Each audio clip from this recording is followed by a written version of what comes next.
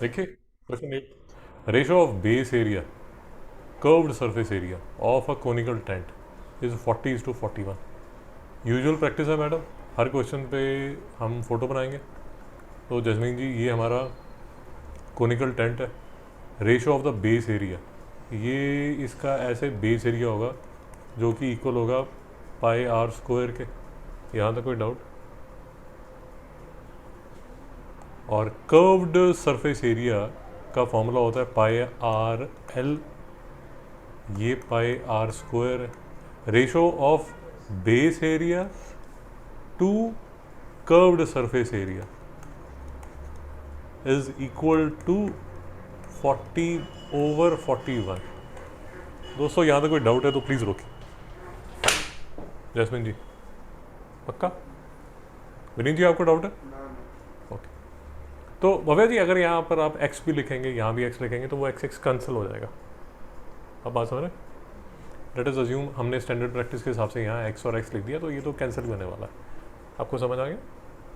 तो यहाँ से जो इन्फॉर्मेशन निकलने वाली है, वो इन्फॉर्मेशन क्या निकलने वाली है? पाए भाग्या R/L की जो रेशो है वो 40:41 आ गई। दोस्तों यहाँ तक कोई डाउट है? तो कहने का मतलब जो रेडियस है वो 40x होगा और जो L है वो 41x होगा। भव्या जी कोई डाउट? तो बात ये रह जाती है कि ये जो हाइट है ये किसके इक्वल होगी? भाई यहाँ तक कोई डाउट है तो रोकिए। सीधी तरह यहाँ तक हो गया था? ओके। अब शांति से देखिए, कुछ एक दो ट्रिक्स भी आपको बताए जाएंगे जो आपके लिए हेल्पफुल होंगे। पाइथागोरस लगेगी ये तो समझ आता है। तो 41x का square is equal to 40x का square plus H square. Bhavya ji ठीक है कि यहाँ पर भी डाउट है? हाइट दिया हुआ है। अच्छा हाँ, हाइट दिया हुआ है, वो मैं डाल देता हूँ, बट यहाँ तक जो इक्वेशन है उसमें कोई डाउट है? नहीं जी, कह रहे हैं सर हाइट दिया हुआ है, हाइट क्यों नहीं डाल रहे? अभी डाल देते हैं। तो ये देखिए 41x का स्क्वायर माइनस 40x का स्क्वायर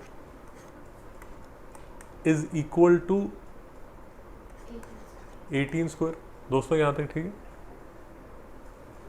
अब मैं आपको सिर्फ ये कह रहा हूँ कि एक तो आपके पास ये है कि 41 का स्क्वायर करिए, वो सब डांस करते रहिए। एक इसमें ना कई बार बड़ा आसान सा लग जाता है कि a² माइनस b² जो है वो a plus b into a minus b होता है। भव्या जी याद है? भूल गए? तो ये a² माइनस b² है, तो this would be 41x plus 40x into 41x minus 40x। दोस्तों नहीं समझ में आ रहा? कन्फ्यूज़न बढ़ती जा रही है। जैस्मीन जी नहीं समझ में आया? अगर नहीं भी समझ आया तो जैसे आप करना चाहते हैं वैसे कर लीजिए यार। मैं तो आपको ये बता रहा हूँ कि कई बार ये हेल्प कर जाता है, कई बार ये थोड़ा सा टाइम सेव कर देता है। बट अगर आपको लग रहा है अरे सर ये तो कोई नई चीज़ मुसीबत आपने डाल दी, तो छोड़ दीजिए। ये 81x हो जाएगा। ये देखिए ये सिर्फ x रह गया और यहाँ पर 18 स्क्वायर आ गया। दोस्तों कोई डाउट? ये 18 स्क्वायर है और ये 81 है। अगर आप मेरी बात समझ रहे हैं, 81 9 का स्क्वायर होता है। भाई कैलकुलेट करना है, कैलकुलेट कर लो, किसी ने रोका नहीं है। मैं तो आपको ट्रिक्स बता रहा हूँ कि ट्रिक्स क्या यूज़ हो सकता है। ये 18 स्क्वायर है, ये नीचे 9 स्क्वायर है, तो यहाँ पर x स्क्वायर है। तो x जो है वो बेसिकली किसके इक्वल हो जाएगा? 18/9। तो x किसके इक्वल हो जाएगा? 2 के इक्वल। नहीं समझ में आया? मुझे ऐसे करना सिंपल लगता है। आपको लगता है नहीं सर मैं तो शहीद हो जाऊंगी, मैं 18 स्क्वायर ही निकालूंगी, फिर मैं 81 निकालूंगी, फिर मैं डिवाइड करूंगी, फिर मैं स्क्वायर रूट करूंगी, क्योंकि मैं तो यंग हूँ, मेरे पास तो बहुत ज़िंदगी पड़ी है। आपकी इच्छा। मैंने आपको बता दिया शॉर्टकट कैसे कर सकते हैं। तो x की वैल्यू क्या आ गई? 2। x क्या था? वो रेशो थी जो आपको चाहिए थी। किसके लिए चाहिए थी? क्योंकि आपको एयर कैपेसिटी निकालनी थी, तो आपको पाई r² h चाहिए। तो ये जो h है आपका, कहाँ पर है हम? हाँ, तो जो x है वो मेरा 2 निकल गया। अगर ये 40 स्क्वायर है, अगर ये 40, x2 नहीं निकला, x2 निकला। हाँ जी x2 निकल गया ना, तो वो 41 से मल्टीप्लाई करेंगे। x जो है वो मेरा 2 निकल गया, यहाँ तक शांति। तो अब मुझे निकालना है h है, नहीं h है ना, h18 है, आई एम सॉरी यार, सॉरी h18 है मेरे पास, सॉरी h मेरे पास 18 है, मैं इसको भूल जाता हूँ बार बार। तो h जो है वो 18 मीटर है, और यहाँ से मेरे पास x आ गया तो ये 80 मीटर हो गया, आप यही बोल रहे हैं ना। तो ये h है, अब थोड़ी सी मैं जगह बना लेता हूँ। बाबा जी यहाँ तक कोई डाउट है? सिभी तुझे कोई डाउट है? तो यहाँ तक अगर कोई डाउट नहीं है तो विनीत जी आपको कोई डाउट है? तो अगर यहाँ तो कोई डाउट नहीं है तो बेसिकली अब मुझे क्या चाहिए, मुझे चाहिए एयर कैपेसिटी। एयर कैपेसिटी मतलब वॉल्यूम, वॉल्यूम मतलब 1/3 पाई आर स्क्वायर एच। दोस्तों कोई डाउट?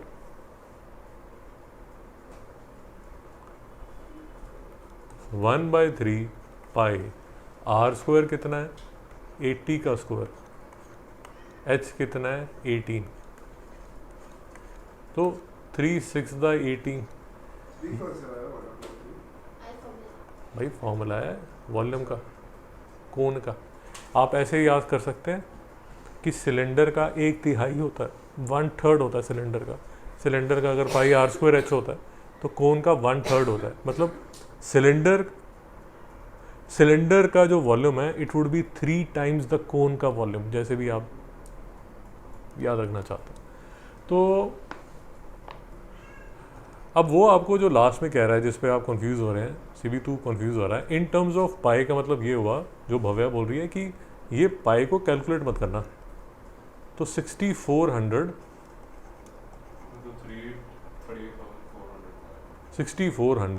इंटू 6, तो 6 0 0 6 4 24 36 380 38,400 पाई। दोस्तों नहीं समझ में आया, ये आपका फाइनल आंसर है। दोस्तों समझ नहीं आया? किसी तरह डाउट है? भव्या जी डाउट है? तो फिर से देख लीजिए, ये कोण आपको दिया हुआ था, ये हाइट आपको दी हुई थी 18 मीटर, आपको रेशो दी गई थी 40/41, आपने वो उसका मल्टीपल देख लिया कितना है, तो मल्टीपल निकाल के आपने रेडियस निकाल लिया, ये वाला रेडियस निकाल लिया। फिर आपने 1/3 पाई आर स्क्वायर एच किया, उसमें पाई नहीं कैलकुलेट किया आपने, क्यों? क्योंकि इन टर्म्स ऑफ पाई लिखा हुआ था। तो ये आपने पूरा किया और आपका आंसर आ गया। अब मैं आपको ये बताने की कोशिश कर रहा हूँ कि आपके क्वेश्चन में आपके एग्ज़ाम में you might get a similar question कुछ और होगा, बट उसमें भी कुछ ऐसा लिखा होगा, find dash in terms of pi. तो इन टर्म्स ऑफ पाई का मतलब समझ आ गया? इन टर्म्स ऑफ पाई का मतलब as put by miss Bhavya कि लास्ट का जो आंसर है उसमें पाई को कैलकुलेट मत कीजिए, ठीक है? नाइस।